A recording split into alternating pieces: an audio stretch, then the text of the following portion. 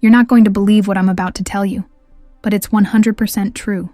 One day, I came home from a long trip, only to find that my bedroom, my safe space, my childhood sanctuary, had been rented out to complete strangers by my own parents. And that's not even the worst part. They didn't tell me.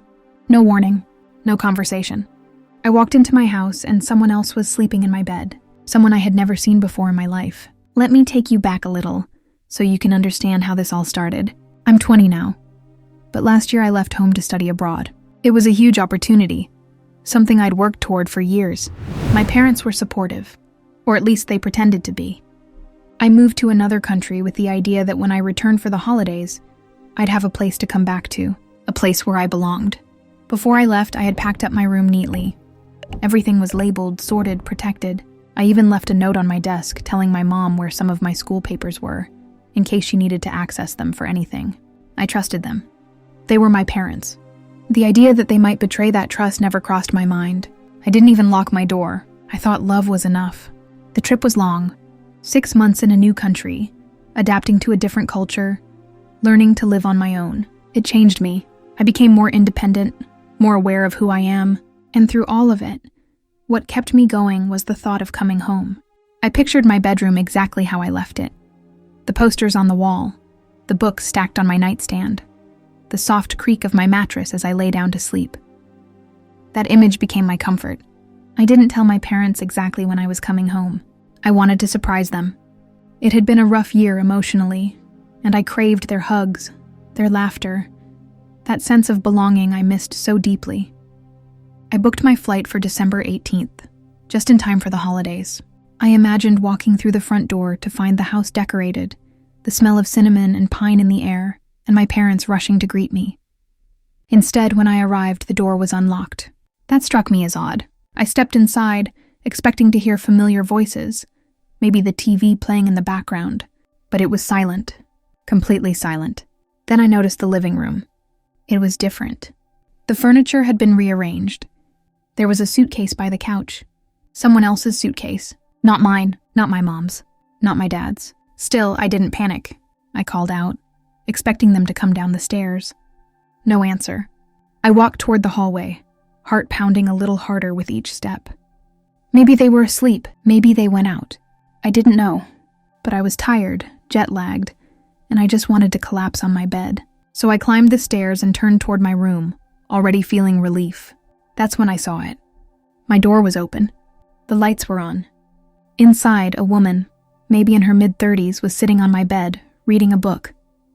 She looked up when she saw me, startled, like I was the one intruding. I stood there, frozen. My suitcase slipped from my hand and hit the floor with a loud thud. She asked who I was, and I asked her the same. Neither of us had answers that made sense. Then my mom appeared behind me, her expression casual, like nothing was wrong. She said, "Oh, you're early." No hug, no excitement. Just those words, "You're early." Like I had crashed a party I wasn't invited to. I asked her what was going on. She hesitated, then said, "We thought you'd be gone longer, so we rented out your room." Just like that, as if my existence was a scheduling conflict. I didn't know how to respond. I felt like I was having an out-of-body experience. My room was someone else's now. My bed, my things, my memories. The woman looked uncomfortable, like she knew something wasn't right but didn't want to get involved.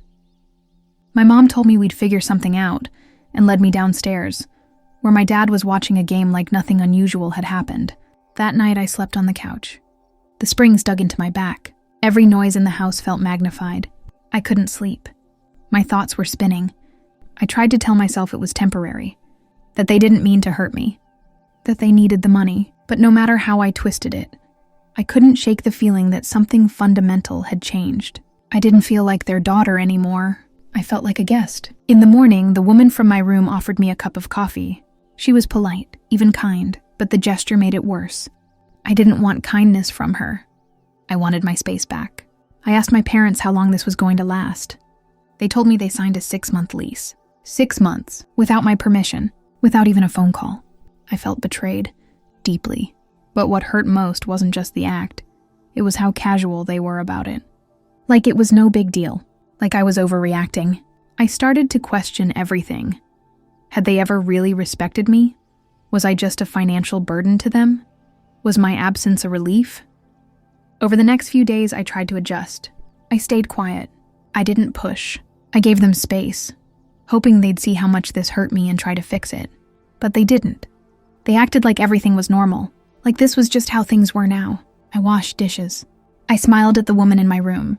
I slept on the couch, and I waited until one night when I couldn't take it anymore. I went outside, sat on the porch steps, and cried. It was the kind of cry that shakes your whole body, the kind you can't control. I felt small, unwanted, erased. That's when something in me shifted. I realized I couldn't keep waiting for them to do the right thing. I had to take control. I had to protect myself, so I did something I hadn't done in years. I went back to my old files, digital copies of everything. I searched for something that could give me leverage, anything. And there it was, the lease agreement. The one I'd signed when I turned 18. The one that had my name, not theirs, on the rental contract. The house was leased in my name, and I had legal rights. But I didn't say anything right away. I kept quiet. I watched. I planned. I started thinking differently. If they could treat me like I was disposable, I could become something they never expected. I could become the one in control. The idea felt wild at first. Impossible. But the more I thought about it, the more real it became. Then something unexpected happened. A week later, while walking through town, I passed by a convenience store. I hadn't slept much the night before and my mind was foggy. On a whim, I bought a lottery ticket. I never play.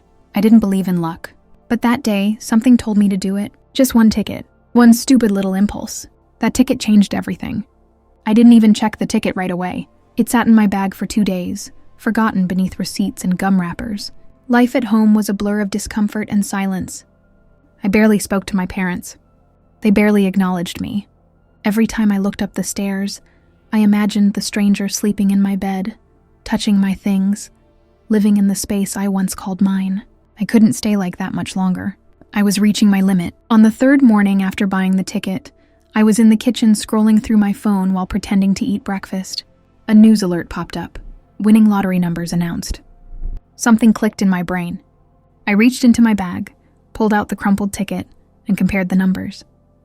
One by one they matched. All of them. Every single one. At first I thought it was a mistake. I must have checked the numbers 10 times. I used different websites. I even asked a random stranger online to verify them for me. But it was real. I had won. Not a few $100s. Not a small prize. I had hit the jackpot. Millions. Life-altering money. And just like that, everything changed. I sat on the floor, holding that piece of paper, shaking from head to toe. I didn't scream. I didn't run to my parents. I didn't tell a soul. I knew immediately that this had to be a secret. I had seen what they were willing to do for a few $100 in rent. What would they do if they knew I had millions? The thought chilled me. My plan had to be quiet, controlled, and above all, anonymous. The first thing I did was get a lawyer. A quiet, discreet one who specialized in privacy and asset protection. I explained my situation, and he helped me form a private trust. Everything I purchased, every move I made would be under that name. I wasn't just a girl who got lucky anymore. I was a legal entity with power. My parents wouldn't even know I existed behind it. Then came the hardest part, patience. I had to stay in that house, on that couch, while the wheels of my plan turned slowly. I began researching the house. Technically, they didn't own it. It was rented. But I knew the property owner. He lived in another state and barely visited. I reached out through my lawyer. An offer was made, well above market price. No questions asked. 2 weeks later, the house was mine. Not on paper, not in name, but through the trust. My name wasn't listed anywhere. My parents didn't know. The homeowner didn't care where the money came from. He just saw dollar signs and signed it away. I had control of the house, legally, quietly, completely. All I had to do now was wait for the perfect moment. Living with them became even more unbearable. My mom complained about groceries. My dad grumbled about the TV. The woman in my room invited friends over, like it was a hotel. I smiled. I nodded. I played my part. They had no idea they were sleeping in my house. Every word they said, every little insult or dismissal, made me more certain I was doing the right thing. Then it was time. My lawyer prepared the eviction notices, one for my parents, one for the tenant. They were official, cold, and legally sound. We had followed every step. We gave the proper notice. We respected the lease agreement they had signed without my consent. It was poetic justice. They would get 30 days to leave. No extensions, no negotiations. I waited until morning. I made myself a cup of coffee, sat at the dining table, and handed the envelope to my mother. She opened it thinking it was a bill. Her eyes scanned the page. Then they widened. My dad looked over her shoulder. He turned red. They both looked at me. Confused, angry, scared. They asked me what it meant. I said calmly that the house had been sold. The new owner wanted them out. They asked who bought it. I shrugged. Said I didn't know. My heart was racing, but I kept my face blank. My mom started to cry. My dad started yelling. I stood up, walked upstairs, and packed a small bag. I told them I'd be staying with a friend until they were moved out. I didn't want to be there for the meltdown. I didn't want to hear excuses. In truth, I rented a hotel suite and paid in cash. I stayed there for 2 weeks, watching their world unravel from a distance. I drove past the house once or twice, watched them carry out boxes. The tenant left first. My parents followed. No one knew where I was. They never suspected I had anything to do with it. They thought it was fate, bad luck, a cruel twist from the universe. Once the house was empty, I moved back in, alone. I didn't bring much. Just the essentials. The air smelled different. The silence was heavier but cleaner. I walked through every room, reclaimed every corner. My room was exactly how I remembered it, except now it was mine in a way it had never been before. No one could take it from me again. I redecorated slowly, painted the walls, replaced the mattress, burned old sheets and donated furniture. I wasn't just cleaning. I was erasing the pain. Every decision was mine now. Every item, every color, every light switch. I played music loud. I danced barefoot in the kitchen. I ate cake for breakfast. For the first time in my life, I felt free. My phone buzzed a few times in the following weeks. Messages from my mom. Missed calls from my dad. At first, they were confused. Then apologetic. Then angry. I didn't answer. I couldn't. I knew they'd never understand what they did to me. How deeply they had made me feel unwanted, replaceable. There was no going back from that. One day I received a letter. Handwritten, from my mom. She begged me to talk to them. She said they were sorry, that they didn't know how much it hurt me, that they thought I'd be proud of how they were managing the house. I didn't reply. I folded the letter and put it in a drawer. Maybe one day I'll read it again, maybe not. What they never knew, what they still don't know, is that the girl they cast aside didn't disappear. She rose, quietly, strategically, and with a strength they never imagined she had. I didn't get revenge. I got peace. I got my home. I got my life back. And I did it without screaming, without fighting, just by knowing my worth and playing my hand when the time was right. But that was just the beginning. Because money changes everything. Power changes everything. And once I realized I had both, I started thinking bigger. Not just about them, about everything. My future, my past, my voice. I wasn't done yet. I was just getting started. I started making changes the day I officially moved back in. The old house was full of memories, yes, but also shadows. Shadows of disrespect, betrayal, and pain. I didn't want a single inch of the place to remind me of the people who once made me feel like a guest in my own life. So I brought in a team of designers, not because I needed luxury, but because I needed transformation. This wasn't just a renovation. It was a rebirth. The first room I redid was the bedroom. My bedroom, the one that had once been taken from me without a thought. I tore down the old curtains. I ripped up the carpet. I got rid of everything, down to the doorknob. I replaced it with a custom one, a gold piece shaped like a phoenix. Rising, it was symbolic. Every time I walked in or out, I wanted to remember that I had survived, that I had risen from the ashes of their decisions. I didn't throw parties. I didn't invite people over. My home was sacred now. It was my retreat, my shield. But that didn't mean I isolated myself. I reconnected with old friends I had pushed away when things were chaotic. I told them I'd been through something tough, without going into details. They respected that. I built new bonds, stronger, more intentional ones, with people who saw me, who valued me, not just for what I had, but for who I was. Still, I wasn't immune to curiosity. Occasionally, I'd check their social media. My parents, see if they were okay. Not because I wanted them back in my life, but because despite everything, I still wondered if they regretted it. Sometimes I'd see my mom post quotes about forgiveness or family. My dad shared photos of places they'd moved to.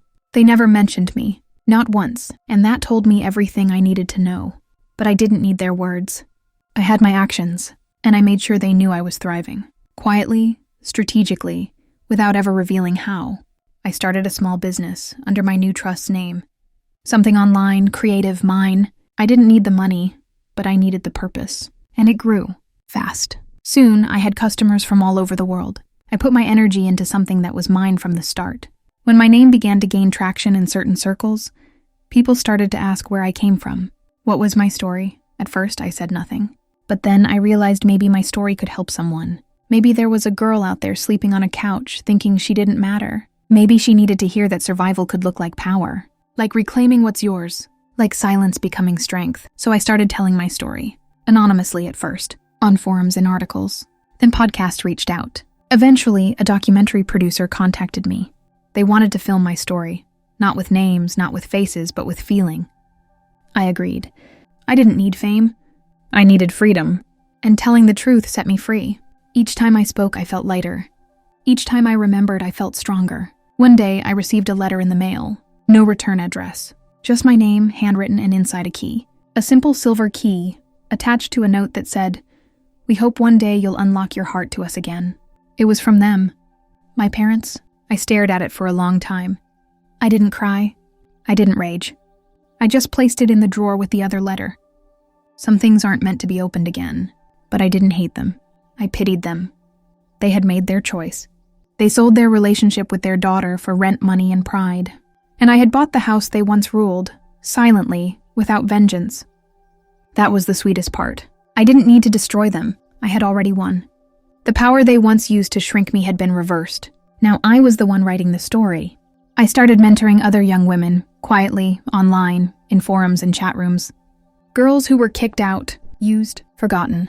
I helped them understand legal rights, how to protect themselves, how to stay quiet and powerful. I didn't give them money. I gave them knowledge, tools. That was more valuable. And as I watched them rise, something in me healed a little more each time. Still, there were nights when I lay awake, wondering what life might have been like if they had chosen differently. If they had just waited, believed in me, treated me like I mattered. But that version of life didn't exist. I stopped visiting that fantasy. It was a dead end. I had built something better, something real, something mine. One morning, I got a call from my lawyer. The trust had grown. Investments had paid off. The small business had become a brand. I was no longer just a girl with a lucky ticket. I was a woman with an empire. And no one saw it coming. Least of all, the people who once couldn't see me at all. I still lived in the house, but now it felt like a throne. Each room held purpose. Each wall echoed with silence. Not of loneliness, but of peace. I could breathe. Think. Dream. The weight was gone. I wasn't angry anymore. I wasn't afraid. I had turned pain into power and betrayal into independence. And every morning, I walked through the house I owned, the life I created, with quiet joy. I didn't send them a thank you note. I didn't rub it in. I didn't need to. The story told itself. One day, maybe they'd watch the documentary and see the truth in my voice. Maybe they'd recognize the house in the background. Maybe they'd feel something, or maybe not. It didn't matter. What mattered was that I had chosen myself, and I had won. But something inside me was still moving, restless, like there was more to do. I had taken back what was mine. But what if I could build something bigger? Something that helped others take back their voices too. I started making plans. Sketches, vision boards. I didn't know what it would become yet, but I felt it forming. A movement, a mission, a legacy. I wasn't done. The fire they sparked in me was still burning. Only now I was the one holding the match. I used to think silence meant weakness. Growing up, I was always the quiet one, the good girl, the helper. I followed the rules. I didn't argue. I thought staying silent meant I was being respectful, that if I stayed quiet long enough, I'd be rewarded for being good. But now I understood silence in a completely different way. Silence was control. Silence was clarity. Silence was mine. After months of peace in the house I now fully controlled, I noticed something strange happening inside me. I wasn't angry anymore. Not really. I was detached. The version of me who once begged for love, who wanted to be seen and heard, had grown into someone who didn't need anyone's approval. That part of me was gone, buried under the weight of everything they did, and everything I had done in return. It felt powerful, but also a little lonely. I didn't expect that. I thought once I had the house, the business, the freedom, I'd feel whole again. But wholeness isn't just about space or money. It's about connection. And while I had built my life from the ashes, I realized I hadn't really let anyone in since then. Not really. I'd told my story publicly, yes. But my heart? That was still locked up tight. So I started slow. I reached out to one of my childhood friends, Mia.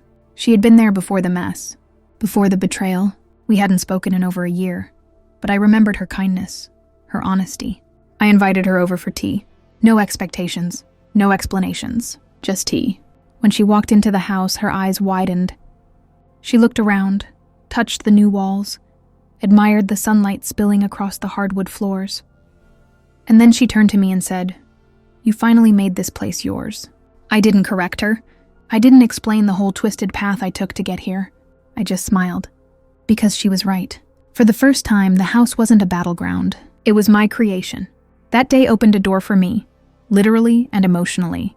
I started letting more people in, carefully, slowly. I hosted quiet dinners, invited creative minds, built a small circle of trust. They didn't know all the details of my past, but they saw me now. Not as a victim or a survivor, but as someone strong, someone capable. And I realized I wanted more than revenge or solitude. I wanted purpose. The brand I'd started grew faster than I imagined. Orders came in daily. Requests for interviews, collaborations, partnerships. I stayed anonymous behind the scenes, but my vision was front and center.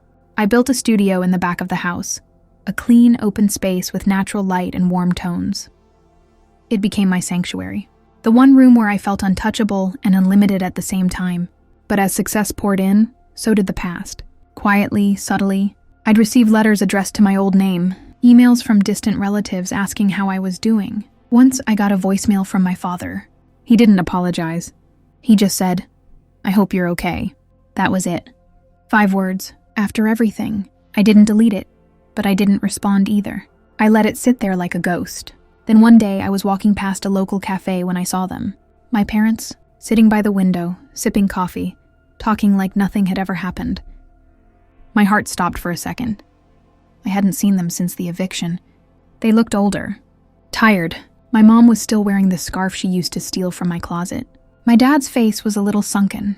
For a brief moment, I felt something soft. Then it vanished. They didn't see me. I kept walking, but the image stayed with me. That night I couldn't sleep. I kept wondering, did they regret it? Do they talk about me? Do they miss me? And most importantly, did they understand what they had done?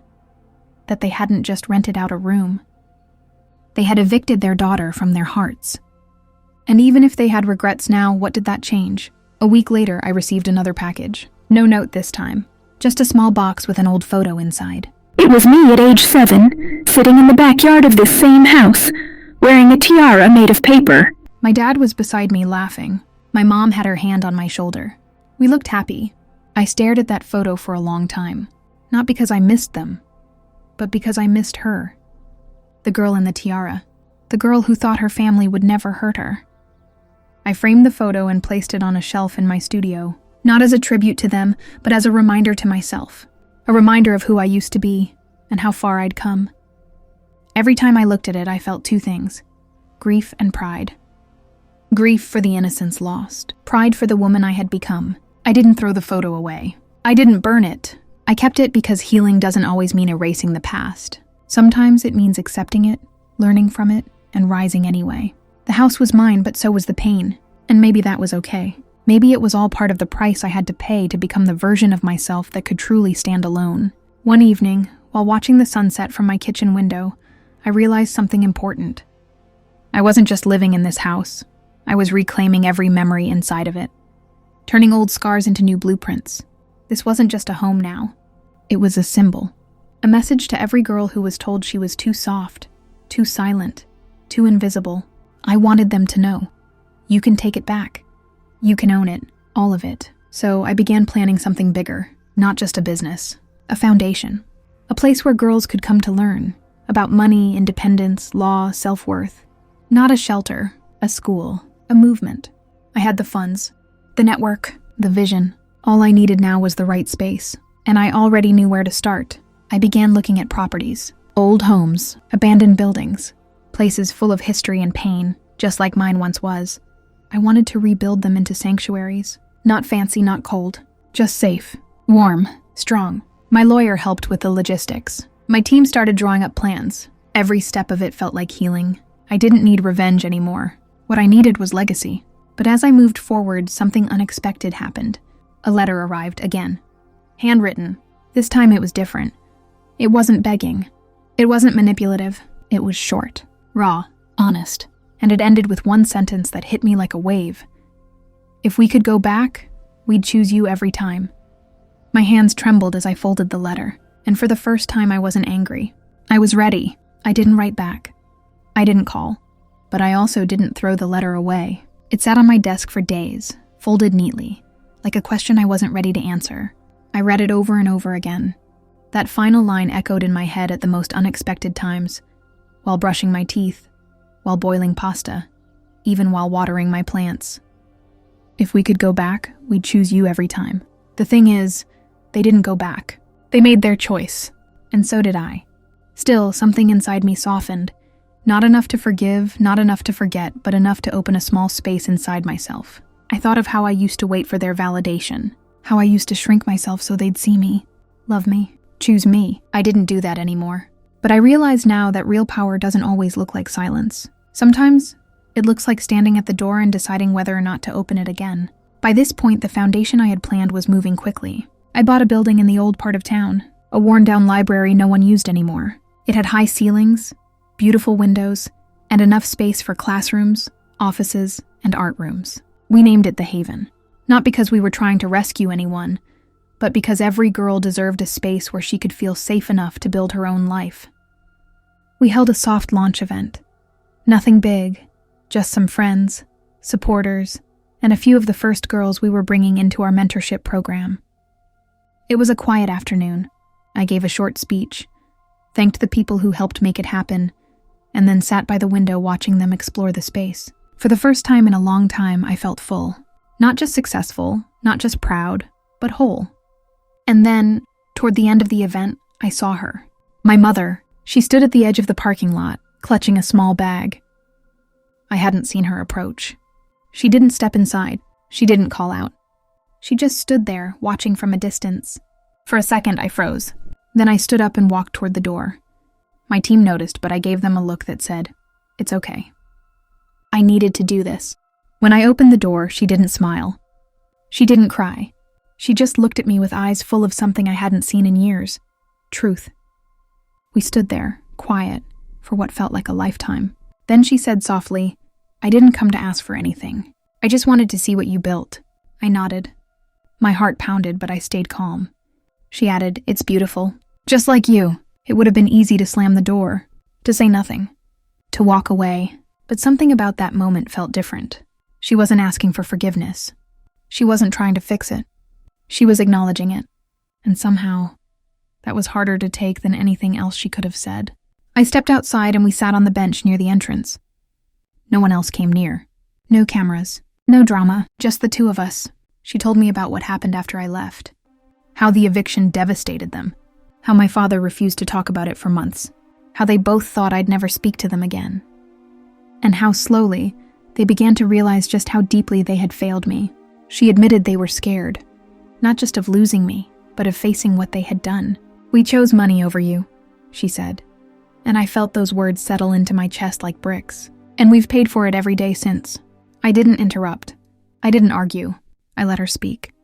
Because this time she wasn't defending herself. She was confessing.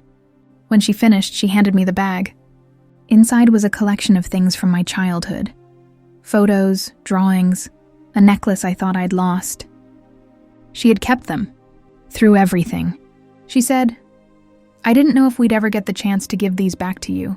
I held the bag in my lap, unsure what to say. Then she stood up and said, "I won't bother you again. I just wanted you to know that we see you now. We see what we lost." And she walked away. I didn't call out to stop her. I didn't run after her. I just sat there, holding a bag full of memories and a heart full of questions. That night I went home and laid everything out on my bed. The drawings were faded, the photos a little curled at the edges. The necklace still sparkled. I held it in my palm and cried, not from anger, but from grief. Grief for the years lost, for the versions of all of us that we had abandoned. I didn't forgive them. Not fully, but I did make a choice. I decided to leave the door unlocked. Not open, not wide, but unlocked. If one day they came again, not with guilt or demands, but with grace, I'd let them in. Maybe not into my house, but into the parts of me that had healed enough to listen. Weeks passed. The Haven flourished. We launched our mentorship series, built a scholarship fund, even got featured in a national magazine. My name was still in the background, but it didn't need to be on the front page. I was the architect of something real, something alive. And the more it grew, the less I needed recognition. My success was loud enough without saying a word. One afternoon, I received an email from a girl across the country. She had found one of my anonymous interviews and said it saved her life. That after hearing my story, she left an abusive home and started building her own path. I didn't think I could ever come back from what happened, she wrote. But then I saw what you did. And now I believe I can too. That's when it clicked. My story wasn't about revenge. It wasn't even about justice. It was about choice. I chose myself, again and again, in silence, in strength, in sorrow. And in that choice, I found my voice. But the story didn't end there, because a new door was opening, and I was ready to walk through it. I never used to think my name mattered. It was just a collection of letters I'd sign at the bottom of school papers, forms, applications, something people called out in class or wrote on birthday cards. But now, every time I saw it, on a check, a contract, an email signature, I felt its weight. Not because it carried pain anymore, but because I had filled it with power. My name was no longer just mine. It was a movement. As the Haven grew, so did my responsibilities. I hired a full team, lawyers, therapists, educators, mentors. We created programs that taught girls about housing rights, emotional boundaries, financial literacy, and how to build independence in a world that often tried to erase them. Every workshop we held, every girl who walked through our doors, felt like a silent victory over the past.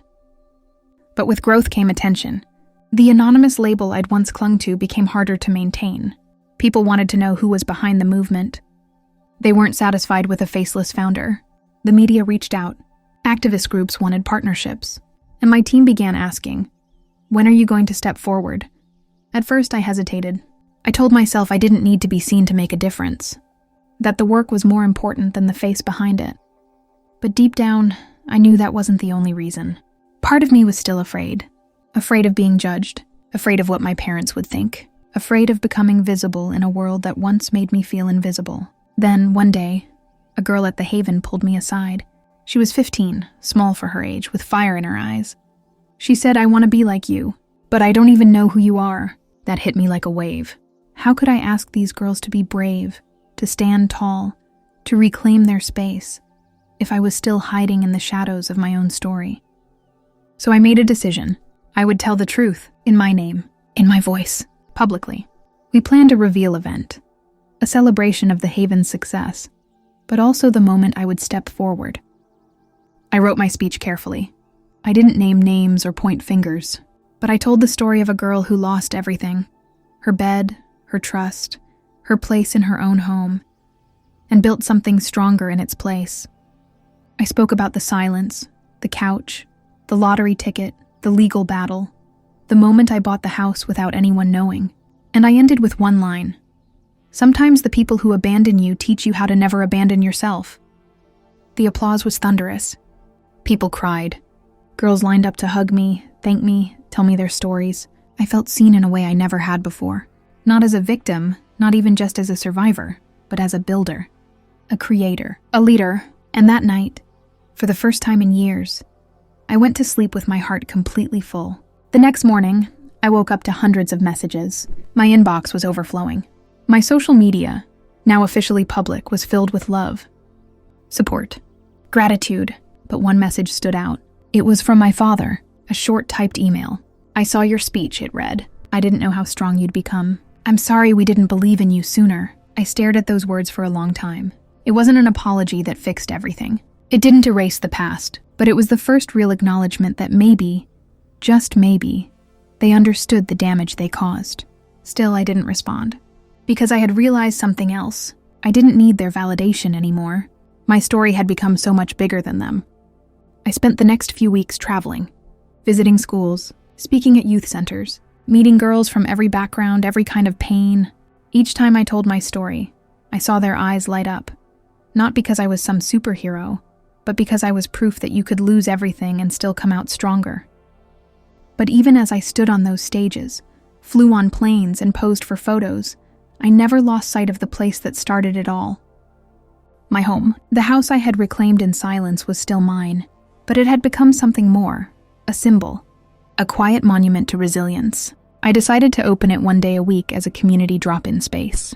Not for speeches, not for tours, just a soft place to land, a real home for girls who needed one, even for a few hours.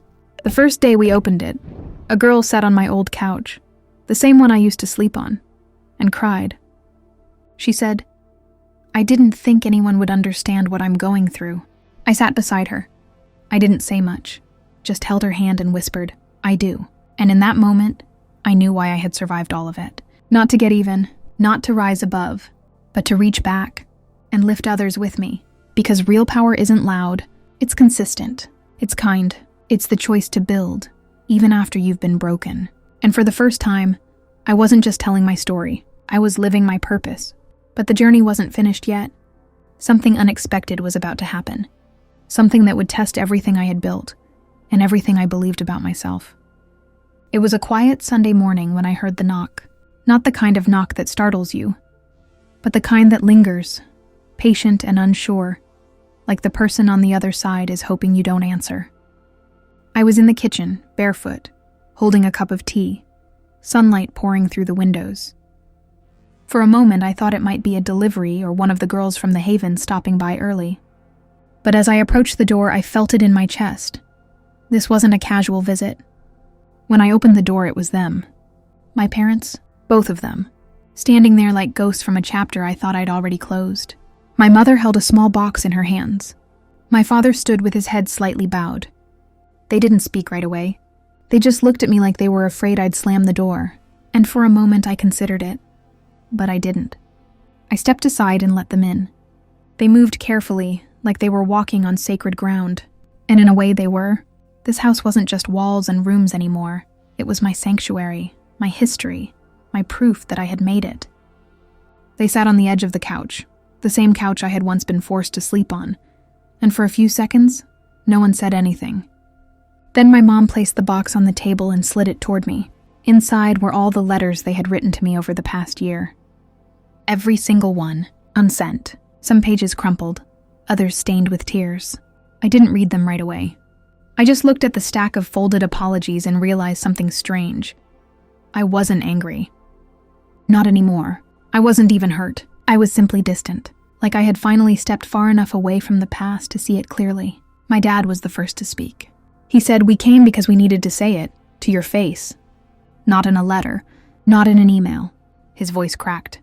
"We failed you, over and over, and we know there's nothing we can do to erase that. But we want you to know we've been watching what you've done, and we're proud, not because of your success, but because you survived us." My mother reached into her coat pocket and pulled out a key, my old bedroom key, the one she had taken off the door when she gave the room to a stranger. She placed it in my hand and whispered, "This was never mine to give away." I stared at that key for a long time. It didn't open anything anymore. I changed all the locks. But it symbolized something much deeper, the acknowledgement that they had taken something that wasn't theirs. My space, my trust, my sense of belonging. We sat in silence for a while. No shouting, no tears, just the weight of everything unspoken sitting between us like a wall made of glass. Then my mother asked, "Is there any chance we could try again?" And I looked at them, really looked at them. They were older, wearier, humbled by time and regret, but also open, not entitled, not demanding, just two people hoping for a second chance. I didn't answer right away. Instead, I asked if they wanted a cup of tea. They followed me into the kitchen. We sat at the table just like we used to. The conversation was light at first, safe. About weather, work, the Haven. But slowly we opened the door to the past, not to relive it, but to lay it down, to name what had been broken and allow the silence between us to breathe. And something happened I never expected. I forgave them. Not because they deserved it, but because I needed it. Forgiveness wasn't forgetting. It wasn't excusing. It was reclaiming my peace from the grip of resentment. It was saying, "You don't own this pain anymore." I do, and I choose to release it. We didn't become a perfect family again. There were no fairy tale reunions or Instagram posts announcing reconciliation, but we stayed in touch, carefully, slowly, sometimes through texts, sometimes over coffee. And each time we spoke, the space between us softened a little more. As for the house, I kept it. Of course I did. But I also bought another one. Not for me, but for the next phase of the Haven. A second home, in another city, for another group of girls who needed somewhere to start again. And when we cut the ribbon at the grand opening, I gave a speech. Not about pain, but about possibility. I said, this house isn't just a building. It's a declaration that no matter where you come from, you have the right to feel safe, seen, and strong. And they applauded, not because of what I had survived, but because of what I had chosen to become. Later that evening, I returned to my original home, the house that held my past, my pain, my power. I walked through each room, touched each wall, breathed in the silence. And as I stood by the front door, I hung the old bedroom key on a hook beside it. Not to use, just to remember. That girl who once slept on the couch, she built an empire, she found her voice, and she never looked back. And that's my story. How I went from sleeping on the couch in my own house to owning the very home they tried to push me out of. I turned betrayal into power, silence into strength, and built a life on my own terms. No one saw it coming, but now they see me. If you made it all the way to the end, drop a comment saying I choose myself too, so I know you're one of the real ones. Don't forget to like, subscribe, and hit the bell icon so you never miss another powerful story like this. Your support means everything. And remember, no matter where you start, you can always take your power back.